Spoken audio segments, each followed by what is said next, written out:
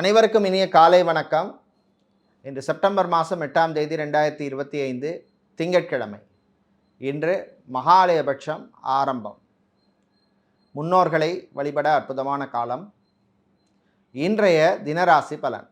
மேஷம், நல்ல செய்திகள் வந்து சேரும். ரிஷபம், வியாபாரத்திலே முன்னேற்றம் உண்டு. மிதுனம், தந்தையின் ஆரோக்கியத்திலே சில பிரச்சனைகள் ஏற்படும். கடகம், சந்திராஷ்டமம் முடிவதனால் அமைதியாக இருக்க வேண்டும். சிம்மம், வேலையில் கவனம் தேவை. கன்னி, பிரயாணங்கள் பயணங்கள் நல்லபடியாக நடக்கும். துலாம், விட்டு கொடுத்து போக வேண்டிய நாள். விருச்சிகம், காதலர்களுக்கு அருமையான நாள்.